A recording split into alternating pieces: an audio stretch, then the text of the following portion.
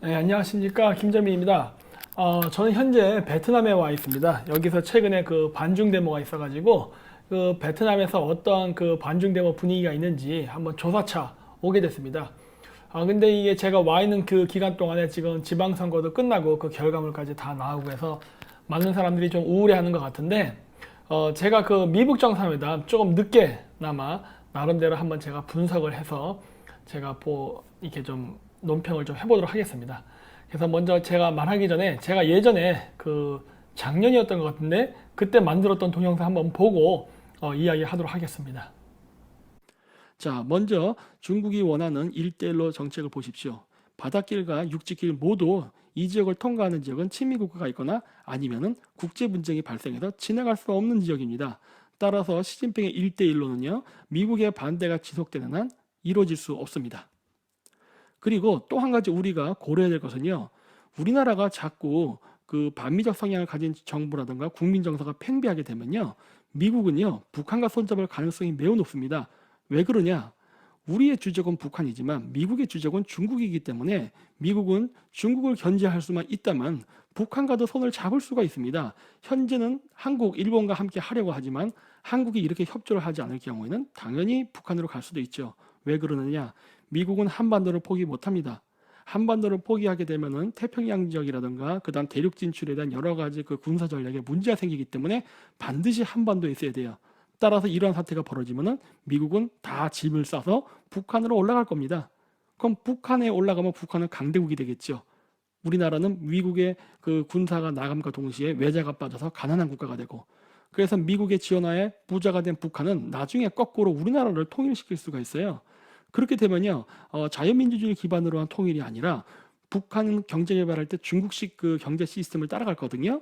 그러면은 소수의 당간부가 엄청난 부자가 되고 다수의 국민이 그 가난하게 되는 그러한 어떤 노예식 그 사회주의 체제가 남북 통일이 된 이후에 이루어지게 될 것입니다.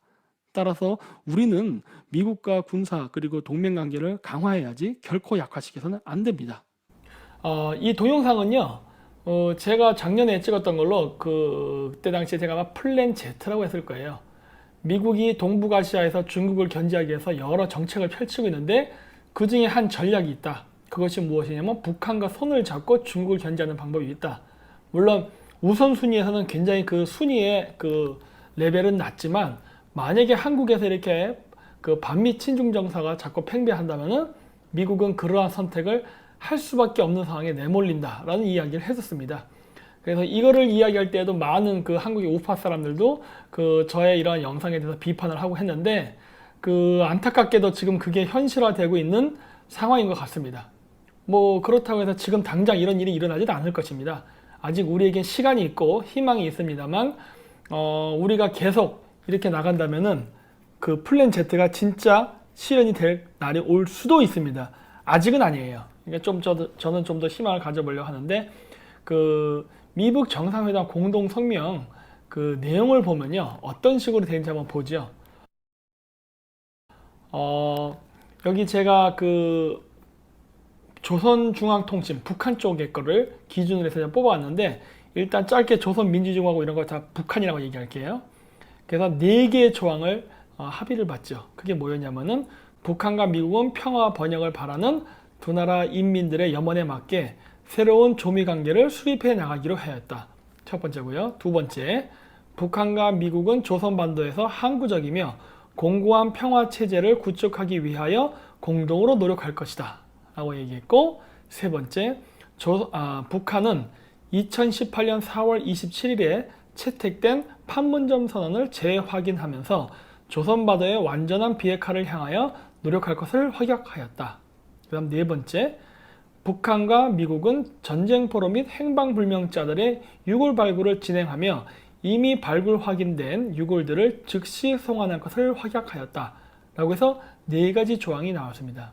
근데 이 4가지 조항이 나왔을 때 그 많은 우파적 사람들은 트럼프가 배신을 했다, 뭐 혹은 그 미국이 너무 져준 거 아니냐, 뭐 이런 식의 이야기가 지금 미국 내에서도 나오고 있습니다. 근데 저는 좀 그렇게 보진 않아요. 왜냐면 이 역사적 사례를 보고 그 비교를 해서 봐야 되기 때문인데, 일단 여기 써 있는 것만을 기준으로 한번 보죠.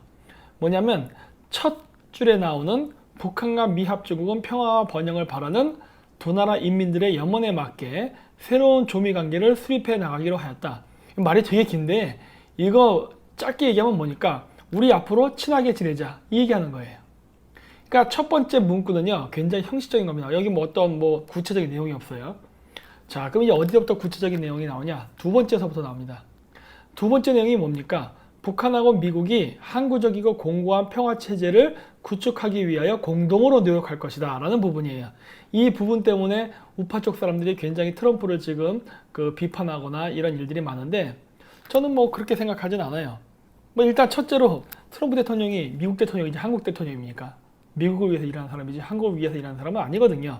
그렇기 때문에 이 부분을 가지고서 우리가 왈가왈부하는 거는 아직은 조금 기다려봐야 된대요. 왜냐? 전체적인 내용을 봐야 됩니다. 세 번째가 뭐냐면 북한은 2018년 4월 27일에 채택된 판문점 선언을 재확인하면서 조선반도의 완전한 비핵화를 향하여 노력할 것을 확약하였다라고 했습니다. 그러니까 두 번째 얘기는 북한이 원하는 내용이었고요. 세 번째 얘기는 미국이 원하는 내용이에요. 그거를 각각 한 줄씩 자기네들이 원하는 바를 썼는데 이것도 정확하게 한다는 얘기보다는 노력할 것이다 라고 했어요. 그렇기 때문에 노력할 것이라는 해도 그만이고 안 해도 그만이에요. 그리고 뭐 하다가 중간에 그만둘 수도 있는 게 이런 겁니다. 하지만 네 번째 조항은 좀 다르죠. 네 번째 조항은 뭐라 써 있냐면 북한과 미합중국은 전쟁 포로 및 행방불명자들의 유골 발굴을 진행하며 이미 발굴 확인된 유골들을 즉시 송환할 것을 확약하였다. 즉시 송환할 것을 확약하였다. 이거는 반드시 지켜야 되는 내용이네요. 그러니까 이 공동성명문의 4개의 내용 중에 실질적으로 실행을 할 수 있는 것은 제4항 유골들 송환입니다. 이거는 당장 해야 되는 거예요. 즉 2항과 3항은요 노력하겠다기 때문에 사실 애매한 부분입니다. 하지만 제4항은 반드시 해야 되는 부분이죠. 그렇게 약속했으니까. 그렇다면은 이 공동성명의 전문을 보면은 이거는 미국이 어떻게 보면은 이긴 조약이라고 할 수도 있어요. 왜? 미국은 확실하게 여기서 얻을 수 있는 거는 뭐예요? 포로 송환 또 유골 송환은 확답을 받았으니까. 그 외에 뭐 북한에 대한 체제 보장이 되는 것은 노력하겠다라고 했지 확정져서 뭐 확약한다 이러면 안 했잖아요. 그렇기 때문에 이 성명문 내용은 결국 미국이 포로 송환 절차를 하는 것을 확실하게 얻어낸 내용입니다. 자, 근데 이 내용을 보면요. 미국이 가지고 있는 압도적인 군사력에 비해서 북한에게 굉장히 많이 져준 것 같다는 느낌이 들어요. 그러면 이것이 과연 진협상이냐? 그거는 조금 역사적 사례를 봐야 됩니다. 이거의 역사적 사례를 참고할 수 있는 부분은요. 바로 일본의 메이지 유신이에요. 자, 일본의 메이지 유신이라는 게 있습니다. 일본의 메이지 유신이 일어나기 이전에 어떠한 일이 있었냐면요. 검은배 사건이라는 게 있었어요. 페리 제독이 요코하마만에 와가지고 검은배, 즉 철갑선이죠. 그걸 타고 와서 함포를 빵빵 쏘면서 일본 도쿠가와 막부를 협박하죠. 만약에 개항을 하지 않는다면 너희들을 죽여버리겠다. 그래서 그 당시에 도쿠가와 막부가 발칵 뒤집힙니다. 그래서 막 혼란을 겪다가 결국 어떻게 되느냐? 결국 개항을 하는 쪽으로 결정을 해요. 그리고선 맺은 게 바로 가나가와 조약, 즉 미일 화친 조약이라고 합니다. 1854년에 있었어요. 근데 이 조약의 내용을 보면은 한번 읽어볼게요. 1조 미일 양국, 양국민 사이에는 사람, 장소와 관계없이 향후 영원한 화친이 맺어진다. 이게 뭐예요 이거? 미북 협정이랑 똑같은 내용이 나오잖아요. 그러니까 제1조는 뭐예요? 잘해보자. 잘해보자. 우리 한번 잘해보자. 드디어 만나서 개항한다 했으니까 한번 잘해봅시다. 인사말 정도예요. 두 번째 내용은 뭘까요? 시모타와 하코다테를 개항한다. 시모타테는 즉시, 하코다테는 조약 체결 1년 뒤 이 항구에서 식수, 식량, 석탄, 기타 필요한 물자의 공급을 받을 수 있다. 상품의 가격은 일본 관료가 결정하고 그 지불은 금화 혹은 은화로 한다. 자, 이 내용 중에서 일본에게 불리한 내용이 있습니까? 없어요. 그냥 봤을 때는. 하지만 있습니다. 그게 뭐냐? 즉시예요. 시모타는 즉시. 이게 중요해요. 아까 우리 미북 조약에서도 제4조가 뭐였어요? 포로나 유골은 즉시 송환한다라는 게 있었죠? 똑같은 거예요. 이런 내용이 들어갔어요. 시모다는 즉시 개항해라. 즉 개항을 하겠다라고 해서 뭐 미국이 갔다 와서 점진적으로 하는 게 아니라 지금 당장 열어 이러거든요. 근데 이번에 북한도 비슷한 일이 있었죠. 자, 또 하나 볼까요? 3조. 미국 선박이 좌초 또는 난파한 경우 승무원은 시모타 또는 하코다테에 이송되면 미국에 인도된다. 피난민의 소유 물품은 모두 반환되며 구조에 발생한 지출에 따른 변제는 필요 없다. 일본 선박이 미국에서 조난당한 경우도 마찬가지다. 이렇게 보면 굉장히 평등한 내용이에요. 그렇죠? 일본에 왔다 좌초된 미국 선원이 있으면은 그거 자기들이 데려가겠다 해요. 뭐 지출 그 구조한 동안에 발생한 그 지출에 대한 변제는 필요 없던데 일본도 마찬가지다 해요. 근데 여러분 생각해 보십시오. 메이지 유신 당시에 일본의 배가 미국에 갈 수나 있었습니까? 그러니까 이 조약은요 일방적으로 미국을 위한 내용이에요 사실은. 하지만 조문만 봤을 때는 평등합니다. 왜? 일본과 미국은 동일하게 그렇게 대접받을 수 있다라고 했으니까. 실질적으로는 미국은 대접받을 수 없죠. 일본은 대접받을 수 없죠. 자, 그 다음 4조. 미국인 조난자 및 시민은 타국에서와 마찬가지로 체제비는 없으며 감금되는 정도는 아니나 일본의 공정한 법률을 따를 필요가 있다. 그래서 이것은 뭡니까? 만약에 미국의 조난자나 아니면 어떤 시민이 어떤 문제로 일본에 있게 되면은 그 일본법에 따라서 어느 정도 처벌을 받는다는 이야기가 있는 거예요. 이것도 보면은 일본한테 그다지 나쁘지 않은 조항이에요. 자, 그 다음 5조. 시모다와 하코다테에 임시 거류하는 미국인은 나가사키의 네덜란드와 중국인과는 달리 그 행동 제한이 없다. 행동 가능 범위는 시모다에서는 칠리 이내, 하코다테는 별도로 정한다. 이 부분이 조금 애매한 겁니다. 이 부분이 만약에 불평등 조약이라면 불평등 조약일 수 있어요. 왜? 네덜란드나 중국인과는 달리 행동에 제한이 없기 때문에. 이 부분이 내가 봤을 때는 미국이 노리는 그 핵심 포인트예요. 요거와 그 2조에 있는 시모다는 즉시 개항한다. 이게 어떻게 보면은 그 미국이 노리는 노림수였습니다. 제6조. 기타 필요한 물품이나 동의에 관해서는 양 당사국 간에 신중하게 심의한다. 뭐 특별한 내용 없어요. 제7조. 두 항구에서 금화, 은화를 통한 구매 및 물물 교환은 가능하다. 거래가 성립되지 않는 물품은 모두 가져갈 수 있다. 뭐 그럴 수 있어요. 제8조. 물품 조달은 일본 관리가 알선한다. 이것도 일본한테 좋은 거네요. 일본 관리가 알선해서 커미션 먹을 수 있는 거니까. 자, 이렇게 보면 일본이 불평등 조약을 맺었다는 내용을 그냥 표면적으로 조약 하나하나 뜯어보면요. 특별히 불평등한 내용은 없습니다. 물론 잘 읽으면 거기엔 함정이 있어요. 자, 이 얘기를 제가 왜 하느냐. 이번에 트럼프 대통령이 김정은을 만나서 북한을 지금 비핵화를 하면서 개혁개방을, 경제개발을 시켜주겠다 하지 않습니까? 하게 된다고 하는데 그 과정 절차가요. 굉장히 검은배 사건이랑 닮아 있습니다.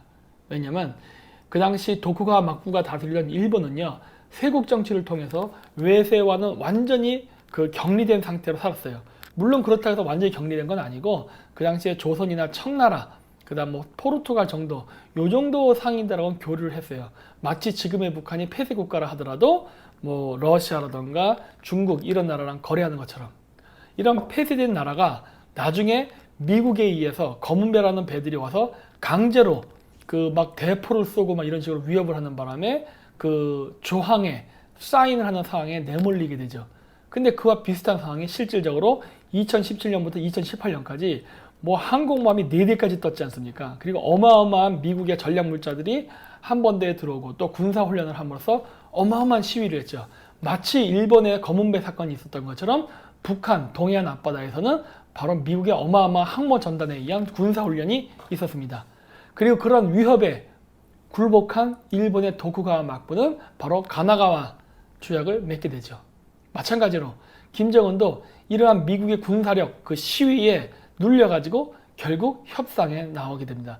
평생 한 번도 타보지 않던 비행기를 타고 싱가포르까지 왔어요. 진짜 북한에서는 역사적인 일이죠. 단 한 번도 이런 사례는 없었어요. 그만큼 김정은은 체제 보장에 대한 위협을 느꼈다는 겁니다. 마치 도쿠가와 에도 막부가 검은배를 바라보고 그 위협을 느껴서 평화조약을 맺은 것처럼 상황이 굉장히 똑같아요.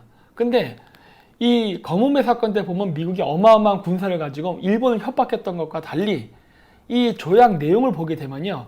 굉장히 부드럽습니다.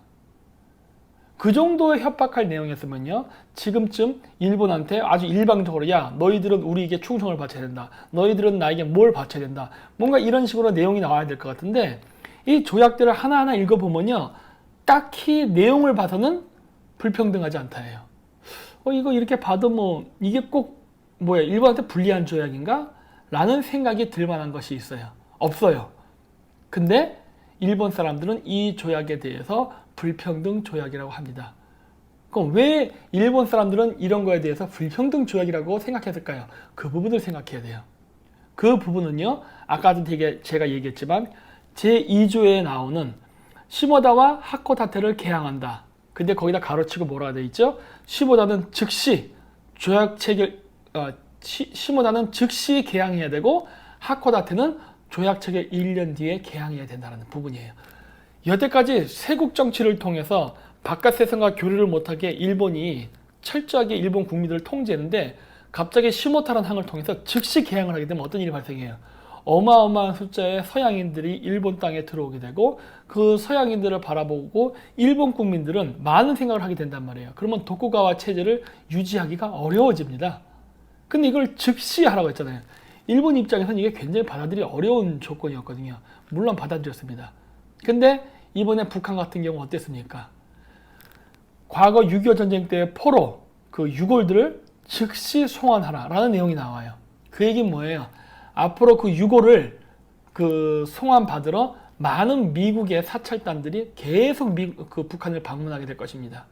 이렇게 되면요, 여태적으로 폐쇄적으로 운영해왔던 그 북한 사회에 큰 혼란이 올 수 있어요. 왜냐면 여태까지는 미국하고 단절된 생활을 해왔기 때문에 미국에 대해서 욕도 하고 견제도 하고 하면서 일치단결된 국론을 만들 수 있었지만, 앞으로 어마어마한 국력과 힘을 과시하는 미국이 북한을 왔다 갔다 하면서 유고를 받으러, 물론 이거 인권에 대한 문제예요.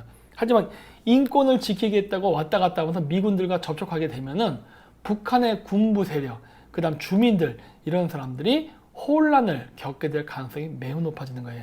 이것이 바로 과거 미국이 일본이라는 폐쇄된 국가를 개항시켰던 것과 똑같은 방식으로 지금 북한에 접근한다는 게 보인다는 겁니다. 그래서 사실 이번 그 조약을 맺으면서 트럼프가 뭐 북한 뭐 장성한테 뭐 거수경례 이런 것도 했다면서요. 이런 것들은요, 중요한 게 아니에요. 왜? 지금 미국의 목적은 폐쇄된 북한을 개방사회로 이끌어서 그 체제를 내부적으로부터 변화시키려는 지금 시도를 하고 있기 때문이에요. 그러다 보니까 어떻게 하는 거예요? 꼬시기 위해서 온갖 미사여구를 다 날리고 있죠. 따라서 지금 트럼프 대통령하고 김정은이 맺었던 그 공동 성명문은요, 과거 개항기 때의 가나가와 조약, 일본의 가나가와 조약과 매우 유사한 패턴을 가지고 간다는 것을 알 수 있습니다.